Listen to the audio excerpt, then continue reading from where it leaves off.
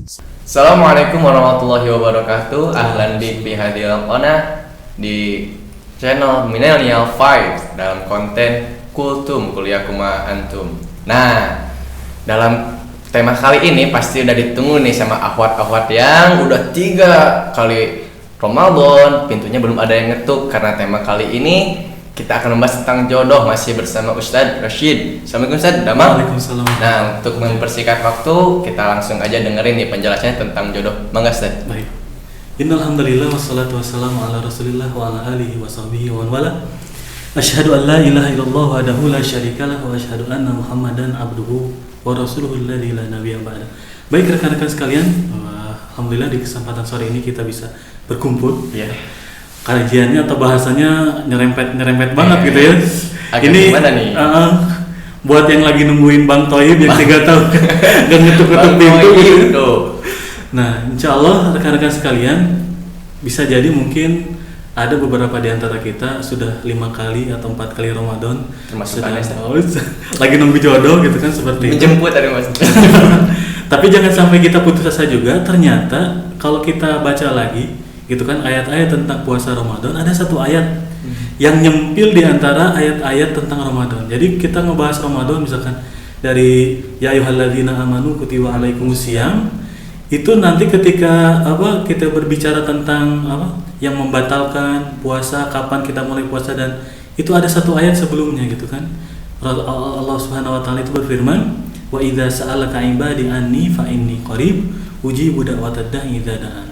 Itu kan, itu kok bisa gitu kan satu ayat tentang doa yang diawali dengan kalau ada misalkan yang bertanya tentang diriku, kata Allah Subhanahu wa taala, aku adalah dekat.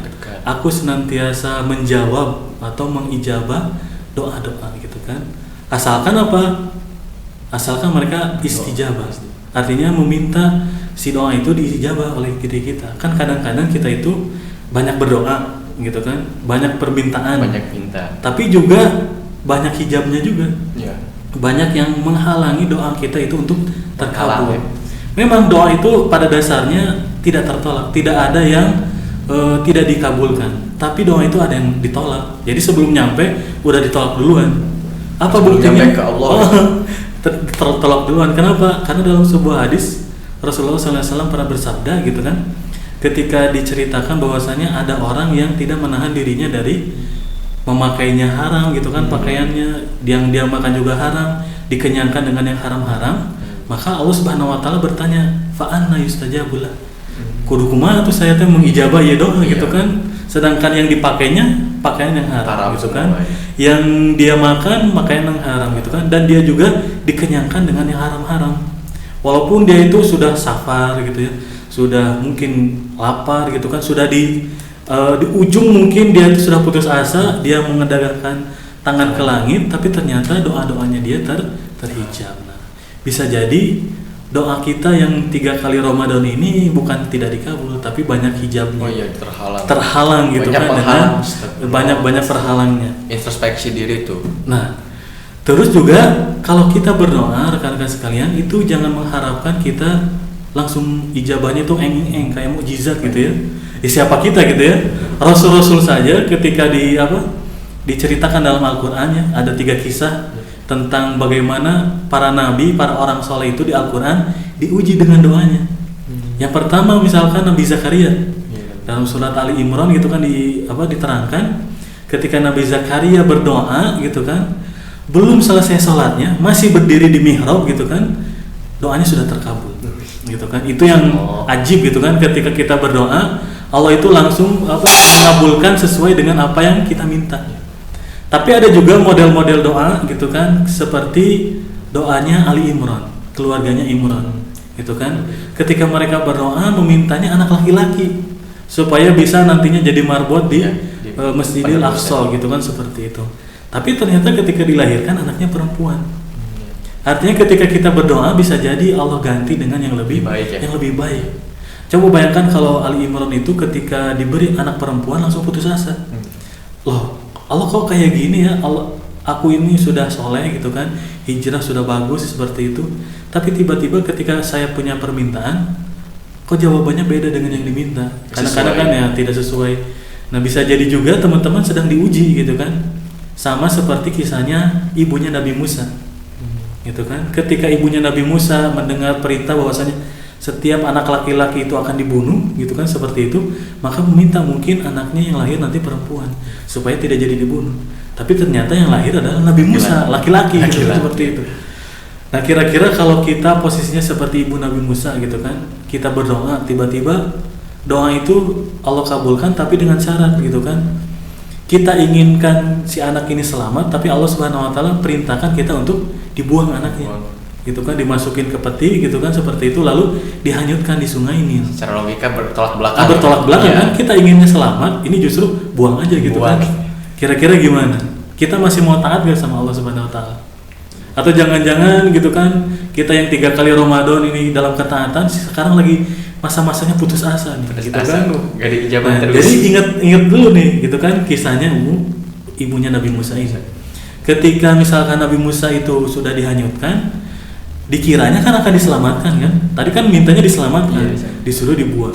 Ketika sudah dibuang dan dia taat gitu kan, seperti itu, ternyata nyangkutnya itu di kerajaan Firaun. Kalau kita gitu ya di posisinya ibu Nabi Musa, mungkin kita sudah suudzon ke Allah Subhanahu wa taala, sudah protes gitu. Ya Allah, kan saya sudah taat gitu ya. Sudah saya taat tentang perintah Allah untuk menghanyutkan, saya hanyutkan. Kalau dihanyutkan nantinya nyangkolnya itu di kerajaan Firaun, mungkin saya nggak taat gitu ya. Saya bakal kasih aja ke orang lain gitu kan, seperti itu. Tapi kenapa kok balasannya kayak gini? Ternyata ketika Nabi Musa ini diangkat atau ditemukan, yang menemukan adalah istrinya Firaun. Dan ketika dibikin sayembara gitu kan, tidak ada orang istana itu yang bisa menyusui Nabi Firaun gitu kan. Maka saudara perempuannya Nabi Firaun itu menawarkan, mau nggak ditunjukkan orang yang bisa menyusui anak ini. Maka tadi Nabi Musa itu gitu kan dikembalikan kepada ibunya dengan keadaan yang lebih baik gitu kan. Aman. Dijaga gitu kan di istana, suruh nyusuinya di istana, kehidupannya juga dijamin jadi orang-orang istana, jadi keluarga istana, seperti itu. Nah itu buah dari kita menunggu dengan sabar ketika kita meminta gitu kan. Terduga. Jadi gitu rekan-rekan sekalian, ketika kita minta sebuah permintaan, apalagi jodoh gitu kan, dan bisa jadi 3 tahun berulang-ulang tidak ada juga yang bertamu gitu kan jodoh kita itu, jangan lupa setiap doa itu ada 3 kemungkinan tadi. Ada yang langsung diijabah, nah, ada juga yang diganti dengan yang lebih baik. Karena kita ngototnya, ya Allah kalau dia bukan jodohku, jangan jodohkan sama orang lain, itu kan ngotot banget ya. Maksa. Atau misalkan, ya Allah jodohkan aku, kalau bukan jodohnya ya jodohin aja. Maksa gitu ya. Kayak gitu.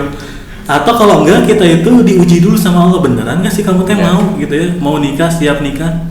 Nah makanya Ramadan ini juga momen bagi kita untuk memantaskan diri. Karena jodoh kita itu ya gimana kitanya gitu ya. Kalau kitanya nggak pandai jaga pandangan gitu ya, sering nonton drakor gitu kan, seperti itu. Nah gitu kan level kegantengan orang kalau sudah nonton drakor itu jadi tinggi gitu kan. Opa gitu kan.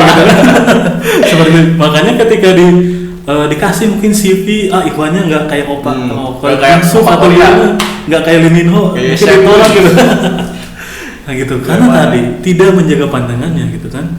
Yang kedua mungkin tidak jaga hatinya. Jadi puasa itu kan jaga pandangan juga, jaga hati juga, karena hati ini kan cerminan dari pandangan kita. Semakin kotor yang kita pandang, hati juga semakin kotor, gitu kan, seperti itu. Yang ketiganya, yang tidak kita jaga juga lisan. Gitu kan, artinya kalau teman-teman misalkan sukanya ngegosip, ya mungkin jodoh kita juga nggak jauh dari suka ngegosip juga. Nah, itu kan seperti itu. Tapi ada juga misalkan jarang misal katanya jodoh saya mah sayanya aktif ngomong gitu kan, tiba-tiba dijodohin sama yang pendiam gitu kan, ada kayak gitu ya. Ya wallahu alam gitu ya, seperti itu. Mungkin dulu mintanya kayak gitu juga ya, yang bisa menyempurnakan saya gitu kan. Yang cerewet sama yang diam, yang diam gitu kan, yang suka belanja sama yang pelit gitu ya. Biar nantinya seimbang gitu kan, seperti itu. Nah, jadi betul-betul Ramadan itu seharusnya mah jadi juga ajang bagi diri kita memataskan diri dengan doa-doa kita. Bisa jadi mungkin jodoh kita sebetulnya sudah ada, tinggal bertamu, cuma kitanya doang yang Belum pantas ya. belum pantas gitu kan, seperti itu. Kalau kata pepatah itu kan jodoh itu sudah diatur sama Allah. Iya. Ya mungkin kitanya juga yang nggak mau diatur sama Iya. Allah gitu kan. Kan jodoh itu sudah diatur gitu kan. Seperti itu. Nah, itu mungkin rekan-rekan sekalian. Nah, mungkin seperti itu ya. Buat akhwat-akhwat yang masih nunggu, mungkin Allah masih menunggu keseriusan dari kalian semua. Dan terus kalau ada akhwat yang nyari jodoh, komen di bawah, mungkin saya bisa datang nanti Bertamu. ya, bertamu ke rumah atau pintu ya. Mungkin sekian dari kita, itu saja. Assalamualaikum warahmatullahi wabarakatuh. Waalaikumsalam.